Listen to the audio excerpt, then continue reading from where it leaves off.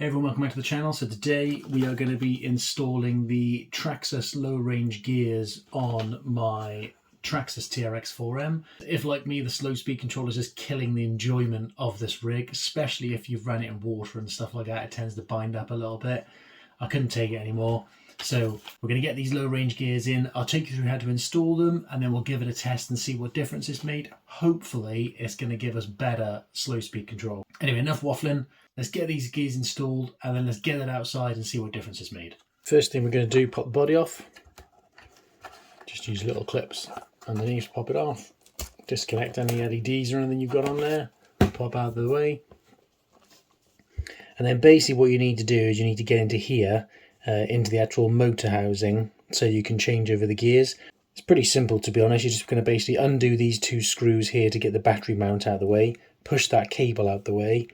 And then you've got 4 screws holding the motor in place. Once we've got that off, we can strip the motor down, change the gears over, and then it's pretty much done. So let's get cracking and do that. So I'm going to be using the Little Guy Racing Part TRX4M toolkit. Shout out to Little Guy Racing Parts for sending that over to me. I'll put a link in the description if you want to get one as well. So should have pretty much all the tools we need to get this thing stripped down. But you're mostly going to need a 1.5mm hex driver. So let's get these 2 bolts undone for the battery mount. Once you've undone the 2 bolts, you should be able to just pull this up, and it's just got 2 little kind of like tabs holding it in down here. So just basically just twist it and pop it out, and then just pull that cable out the way. You'd have to unplug all the cables to get it completely out of the way. You don't need to get it completely out of the way, just get it undone like that, just so you can get to these 4 bolts here for the motor mount. So let's do those. Okay, and then once you've got those 4 bolts out, you should be able to just lift the motor mount up, and you should be able to just pop it off, you know, with the drive shafts still attached, so nice and easy. Then you want to undo the 2 1.5mm screws holding the drive shafts on. Put the drive shaft off. Okay, and then you can see we can get to the 4 screws, which is basically holding the plate for the motor mount on. Once you take that off, you can actually get to all the gears. So let's get that done.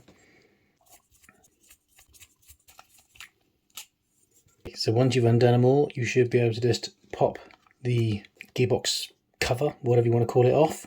And then you can see your actual gears. So if you can't quite remember, you could take a picture, or you can just pause the video here and just have a look and see how they go on. But basically what we're going to do, we're going to get our new gears, which is, there's the part number 9776R. So there's our new gears. You do get a new 11 tooth pinion as well, which is absolutely tiny, if you can see that.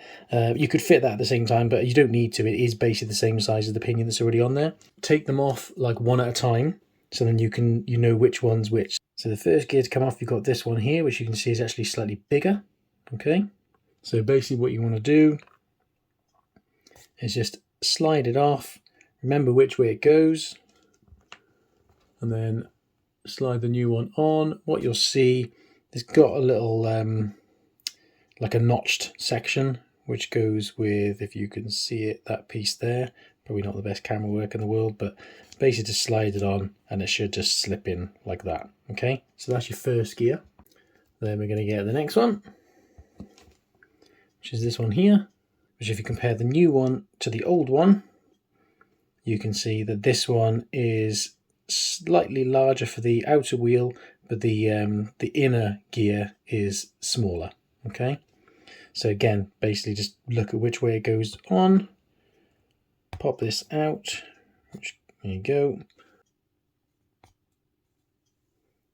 and then slide the new one back on. Okay, then put that one down as well, and the last one, pull that off. Again, just look at how it came off. There's a new one. So again, you can see the wheel is almost the same size, but again, the gear, the inner gear, whatever you want to call it, is smaller again. Okay, so basically we're just gonna pop that out. This one's probably going to be a bit trickier.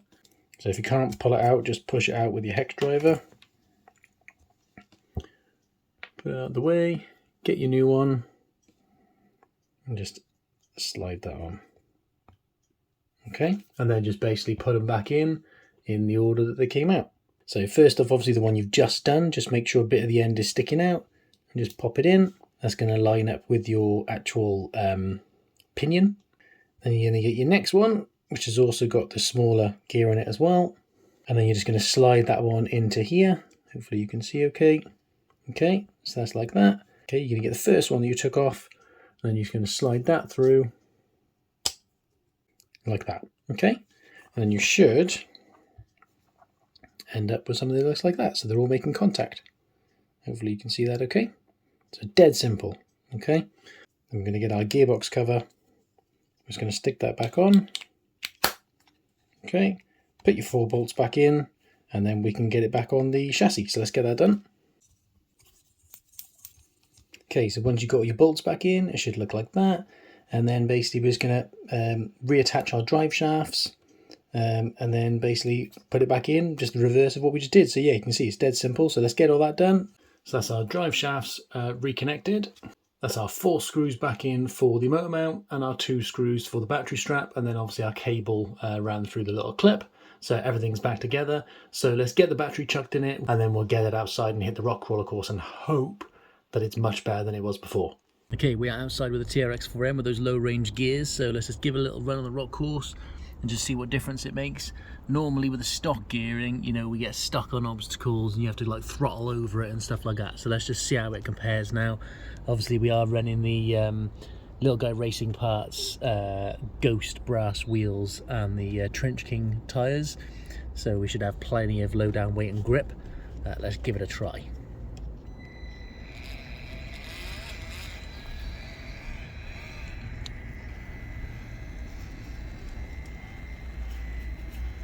Oh wow, that's much better.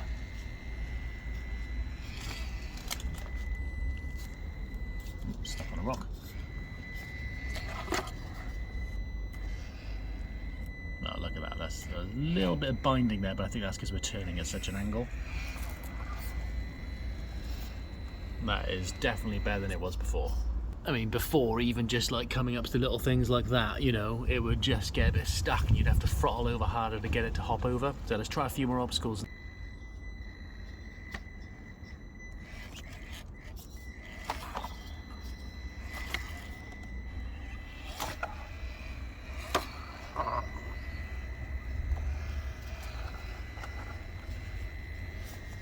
Nice.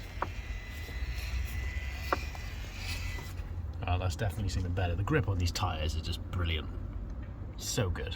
Let's just try a little bit, just coming up against some kind of like, you know, little obstacles where, again, you'd normally have to kind of like give it a bit more throttle. I'm trying to just keep, you know, constant throttle here.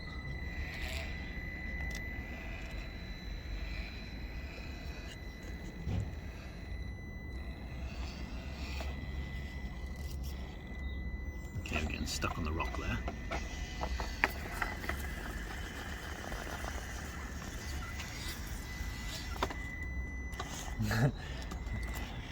My driving isn't up to much today. Okay, and another one to try just up here as well. Again, I'm just kind of keeping a constant throttle.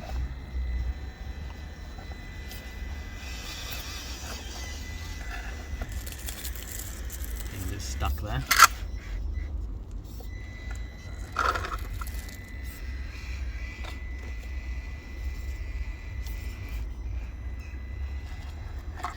Nice, that is so much better than it is out of the box. I mean, yeah, I'm super happy I've done that now. That is just so much better. I'd say that's a resounding success, to be honest. I'd say if you're considering it and you're, you know, frustrated with that slow speed control, you know, dropping those low range gears, I would say it's definitely worth doing. It makes a difference, and you know, I'm really happy with that. I'm glad I did it now. Hopefully, love for the TRX4M is back. So yeah, we can get cracking with some more mods now, and I won't feel like I want to just leave it on the shelf to gather dust. I hope you found that useful. Drop me a comment if you've got any questions, and if you've already done it or you're considering doing it and what you think. Give the video a like if you enjoyed it. Don't forget to subscribe if you're not subscribed. Turn on that notification bell so you don't miss upcoming videos. Stay tuned for more TRX4M videos coming soon. Thanks so much for watching, and we'll see you in the next one.